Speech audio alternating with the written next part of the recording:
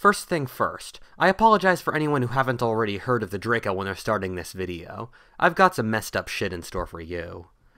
So for those of you that don't know, the Draka are a race from the alternate history book series The Domination of the Draka, written by SM Stirling. The best sentence-long summary is that apartheid South Africa conquers the entire Earth, and then enslaves and slowly domesticates mankind into a race of slaves. The longer summary is that this timeline starts in an alternate world, where the Dutch join the revolution on the side of the Americans a year earlier. Thus, the British take the Cape Colony in South Africa from them a year earlier. So instead of moving the American Loyalists to Canada, which they did in our timeline, they moved them to South Africa instead. They create a warrior-obsessed slave culture called the Draka, in which the Draka are the master race, who must enslave the rest of mankind. They spend the 19th century conquering the entirety of Africa. Since they plow their vast revenues from diamonds and other mines into technology, technological growth is much faster in this timeline, which means they can colonize Africa earlier and faster than our world. Also, they're able to keep slavery even after Britain abolishes it by simply calling it serfdom. When they become powerful enough, they secede from Britain. In World War I, they side with the Entente and conquer the Ottoman Empire, as well as Central Asia and even Western China, enslaving the entire native population the entire way. In World War II, they conquer the Nazis, Soviet Union, and China. The US forms the rest of the world into the Alliance for Democracy, which it fights a Cold War against. In 1998, the Draka develop a virus that basically turns the inhabitants of the American Alliance into raving zombies. A few Americans escape into the far reaches of the solar system, since, remember, technology is better in this timeline. The Draka develop Homo servus, or a breed of humans incapable of rebelling. They then destroy the remnants of America in the solar system 500 years in the future. So I read the books and I honestly can't recommend them. The general issue is that the plot and characterization are so abysmally poor that you have no reason to have any investment in the world they're in. Why do you care whether the characters live or die? So the first book, Marching Through Georgia, was basically a generic war story, which is pretty hard in a world as amazing as the one SM Stirling made here. I got the impression Stirling put more effort into the guns the characters carried than those characters themselves. The second book, Under the Yoke, is about the enslavement of Europe. It suffered from the issues of the first, but even more. I was moderately invested in Eric in the first book, and there was nothing to replace him in the second. The only interesting part was seeing how depraved the author would get. I'm talking raping nuns here and impaling entire villages. I couldn't even make it to the third book, The Stone Dogs. However, the scenario was really interesting, and so I thought it would be a good video to make my own take on the Draka and see what would happen if they really existed. Finally, I know there's a big community of people nitpicking the accuracy of the Draka. On one hand, this makes sense. This is a brutally implausible and ridiculous timeline. On the other hand, Stirling never meant it to be accurate. He describes it as the worst possible outcome for Western civilization, and the worst direction history could have been taken, and that trying to disprove it is like trying to disprove werewolves or vampires. So I won't try that. I'll only make my own timeline. So what if the Draka really did exist? What would the world be like? What would culture be like? That is a question of this alternate history. The short answer is worse. Much worse. Firstly, the moving of British loyalists to South Africa makes absolutely no sense. Canada is right next to America, and Britain needed to settle someone in Canada so the Americans wouldn't just conquer it in the next war. Stranger things have been done in history, so I could theoretically see it happening, so I'll just give it the benefit of the doubt. Secondly, a mistake SM Stirling made was that he thought most loyalists came from the southern colonies, while in reality most came from the middle colonies like New Jersey, New York, and Pennsylvania. This comes from a misconception that the southern colonies were a hotbed of loyalism, while in reality they were pretty mixed with a fair rebel tilt. This likely comes from the thought process that since both the British and the Southerners were snooty aristocrats who talked funny, they must be allies. In reality, most of the Draka would have come from the middle colonies. So imagine the Midwest, an area settled by Mid-Atlanticers, with giraffes for the most likely Draka. See, little mistakes like this are why being an alternate historian is so hard. If you make the smallest mistakes in the beginning, the rest of the timeline is screwed up. This is why you should pay and support me on Patreon for all the hard work I put into these videos.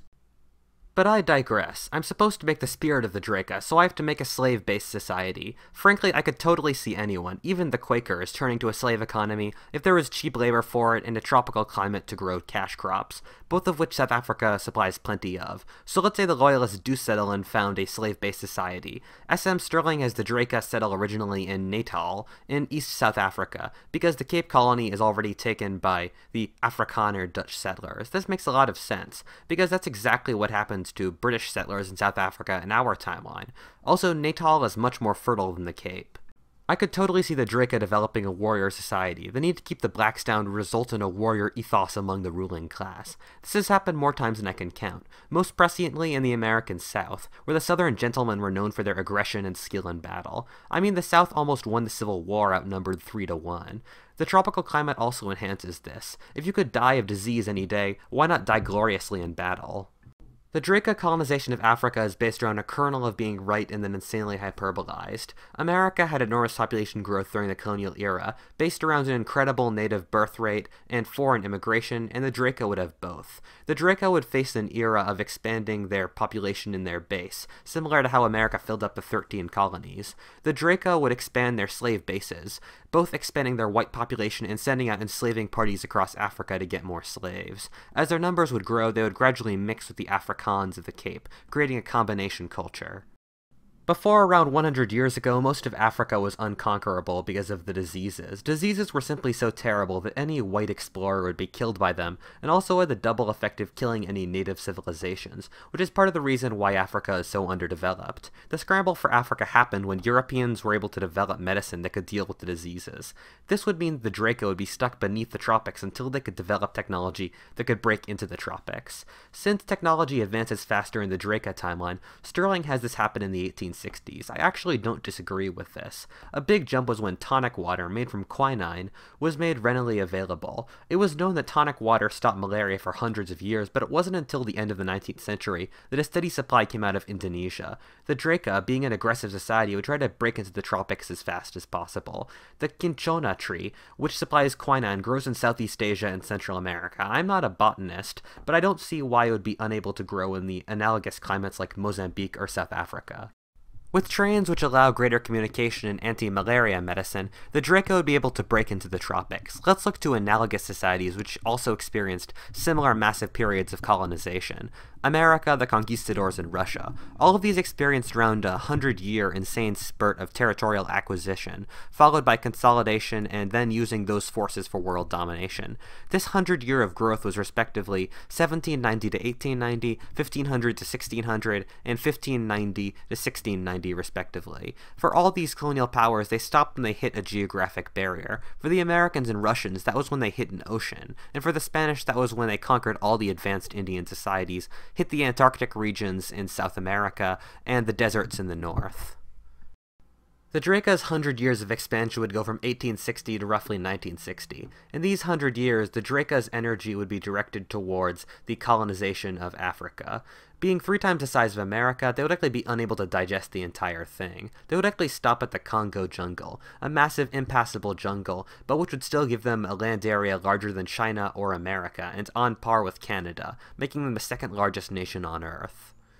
There wouldn't really be much competition to stop them. They would be driving into Africa before most Europeans would be involved in the continent, and the technological difference would be so great that the natives wouldn't be able to put up much of a fight either. The only real force that was involved would be the Portuguese in Angola and Mozambique, and they would be pretty weak, and there was a slight French presence in Gabon. Madagascar, being off the coast of Africa, would probably be conquered or at the very best become a Drakan puppet. The British would probably still outlaw slavery in the 1830s, which would prompt the Drakan War of Independence. In our timeline, when the British outlawed slavery, the South Africans who didn't like it migrated north and made slavery with their names changed. In this timeline, the Draka would simply be powerful and large enough that they would declare independence from Britain, like America did when it got large enough to be tired of being bossed around. The Draka at this point would be large and powerful enough that they would be able to fight the British off. Oh, one last thing. The whole SM Stirling thing about them simply changing the names of their slaves to serfs and having it be fine is BS. Serf has really negative connotations in English, only barely better than slave, and the abolitionists weren't idiots. The Draka would simply be much better off renaming their slaves tenants, contracted labor, or even unpaid interns. Could the Draka develop industry? Theoretically, yes, but probably no. Slave societies have a terrible track record for developing industry. This is because slaves are a long-term investment, in which the ups and downs of a market economy do not work well. It's simply easier to fire and hire work as you please. Also, slave societies tend to be in a perpetual spiral of debt, in which it is obsessed with buying more slaves to support the system, so there is little extra capital to develop industry with. Also, slave societies tend to look down on practical work, like managing industry. However, there is one slave society that was able to industrialize. I'm referring to the Soviet Union. I would worry about offending communists if I hadn't already offended them so much already on this show, and I know calling the Soviet Union a slave society isn't exactly fair, but Stalinist Russia wasn't that far from it. The Soviets were able to support their industrial system because they had no market and no outside competition. However, Soviet industry was terribly shoddy and inefficient. The Draka would be similar if they industrialized, using slave labor at terrible inefficiency and only working because of state sponsorship. This would force the Draka to isolate their economy, so more competitive nations like the Americans and Germans wouldn't simply crush them. As they would continue, the Draka would have to isolate themselves from the rest of the world to continue. Originally, they would be dependent on the rest of the world for markets for their cash crops, but as they would industrialize, they would become self-sufficient. The Draka would worry that their economy, but also the rest of the world's ideas about freedom, would destroy their slave system. The Draka would develop an Iron Curtain-like feel. The Draka would not be a technological superpower. Isolating their economy and culture and destroying internal competition is a pretty bad recipe for technological progress. SM Stirling says that they invest huge amounts of their mineral wealth in the technology, but this would just end up like the Soviet Union, which had a few sciences it excelled in, and the rest were horrifically stagnant. This timeline's technology would only barely be better. Having the Draka conquer North Africa at the turn of the 19th century when SM Stirling does is ridiculous. The Draka would barely be existing at this point. It would be completely unable to support colonies. The British, if they conquered these regions, which they didn't, would simply keep them as colonies independent of the Draka. Half of Africa would be colonized similarly to our timeline. The British, still needing a route to India, would colonize Egypt and Sudan. Kenya would likely be a buffer British colony. I could totally see the British settling Kenya with a huge number of whites to keep the Draka from getting it, and without Canada and South Africa to take population, which I'll talk about later. The French would still colonize West Africa based out of Algeria as well. The Germans wouldn't get any colonies except Togo, with the French likely taking Cameroon, which means they might be more aggressive at making Venezuela or Brazil colonies, which might actually provoke a war with America, but that's way too much of a stretch for me. Before we get to the world wars, let's look at the rest of the world, especially North America, where most of the changes would take place. The Loyalist settlers were the first line of defense against the Americans in the War of 1812. They settled huge amounts of Canada that were able to protect themselves against the Americans. This means that without the Loyalist settlers, the Americans would conquer Canada in the War of 1812. Anglo-Canada would become part of America, while Quebec would be a disgruntled minority state that would probably be gradually given more and more autonomy until maybe independence in the 1950s. Early America was obsessed with the balance between slave and free states, meaning that adding the free states for Canada would result in taking more slave states from Mexico. Many Southerners wanted to annex the top third of Mexico, which was lightly settled, but the Northerners, knowing it would create a disbalance, were against it. In this timeline, the desert states like Chihuahua, Nuevo Leon, and Sonora are given to the Americans. This timeline's civil war is basically the same as ours. The Russians, not afraid that the British would take Alaska in the next war, would never feel the need that they would have to sell it to the Americans. This means that the Russians would keep Alaska in this timeline.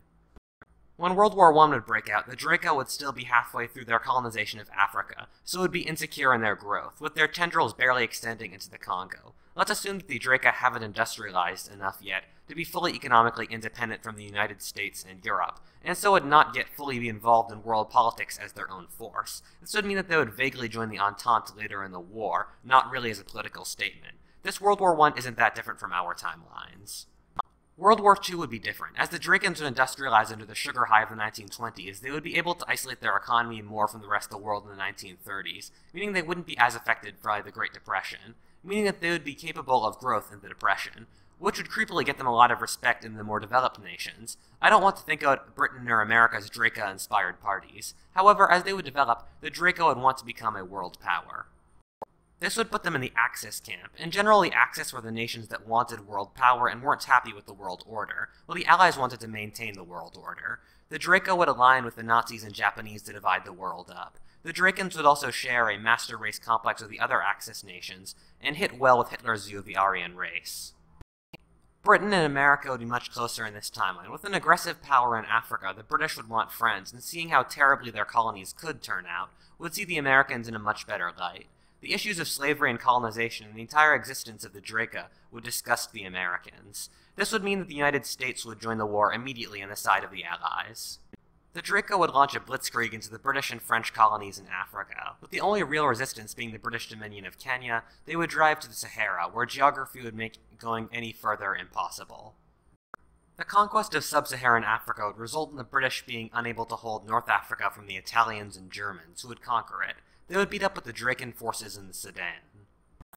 The Dracan fleet would drive into the Indian Ocean, meeting up with the Japanese fleet in Sri Lanka. This combined with the loss of the Suez would result in the British being unable to hold any of their Indian Ocean possessions. The Middle East would fall to the Germans and Italians, and India would erupt into rebellion. The Japanese would use this chaos to invade India from the east, conquering much of it. The Dracans would meanwhile land forces in south and western India, meeting up with the Japanese in central India. What became Pakistan in our time would likely unite under the Islamic faith and ally with the Soviets and Afghans, and be able to maintain independence due to the insanely overstretched supply lines of the Dracans and Japanese.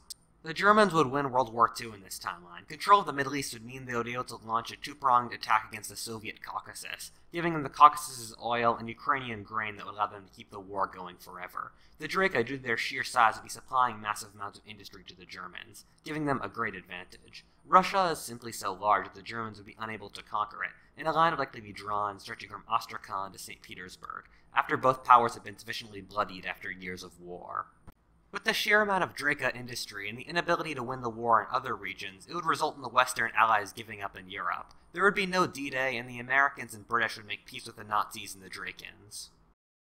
The Japanese, being very far from Big Brother Draka and its industry, would still get crushed by the Americans. The Americans, fearful that the Nazis, Drakans, and Communists would infiltrate the old Japanese Empire, would turn the old Japanese Empire and nations like Indonesia and Vietnam into puppet states. The Russians, being busy fighting the Germans to a bloody standstill, would be unable to fund the Chinese Communists, meaning the Americans would be able to outfund them and the nationalists would stay in power in China.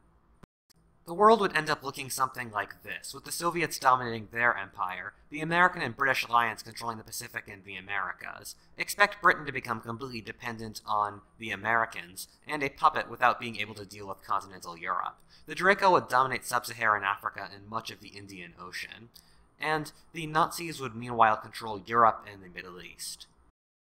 I'd really love to give you guys a happy ending for this timeline, saying the Draco would collapse into themselves the way the Soviets did in our timeline. However, with so many other evil states in the map like the Nazis and the Soviets, the Draco would be able to reinforce their evil ways by simply referring to the rest of the world.